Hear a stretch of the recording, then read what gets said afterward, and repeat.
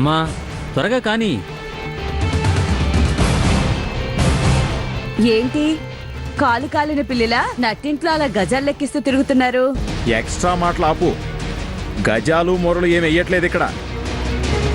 మా వాళ్ళని అర్జెంటుగా రండిరా అన్నాను, ఇంకా రాలేదు. వాళ్ళ కోసమే ఎదురు చూస్తున్నాను.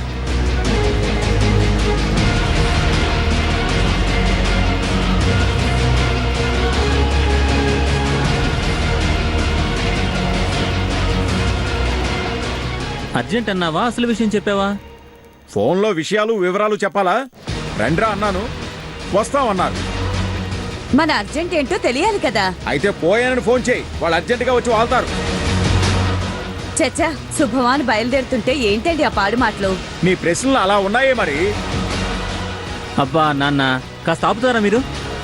ప్రతి దానికి మీరు పోట్లాడుకోవడమేనా? నాన్న ఇంకోసారి ఫోన్ చేయి.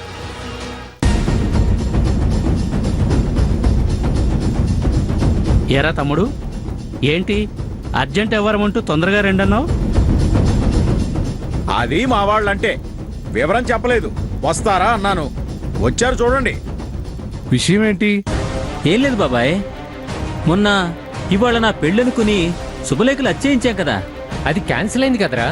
మ్యాటరు మళ్ళీ ఫీల్డ్ మీదకి వచ్చింది. ఫీల్డ్ మీదకి రావడం ఏంట్రా? ఏదో కారణమని ఆ పంతులు గారు చెప్పారుగా. కానీ ఆ అమ్మాయే డబ్బున్నోడిని వల్లో వేసుకుని మన సంబంధాన్ని క్యాన్సిల్ చేసుకుంది. పైగా నా గురించి, మన కుటుంబం గురించి చాలా నీచంగా, చండాలంగా మాట్లాడిందంట. ఆ విషయం నిన్న మనోళ్ళు ఒకళ్ళు వచ్చి మనతో చెప్పారు బాబాయ్. పైగా మన మీద నిందలు వేసి తని వాళ్ళు నిశ్చితార్థం చేసుకోబోతుందంట. ఆ పిల్ల తీసిన పరువుని మళ్ళీ మనం 10 మందిలో దక్కించుకోవాలి కదా, లేకపోతే మన వంశానికి పిల్లనెవరిస్తారు? అవునరా తమ్ముడు, తేల్చాల్సిందే.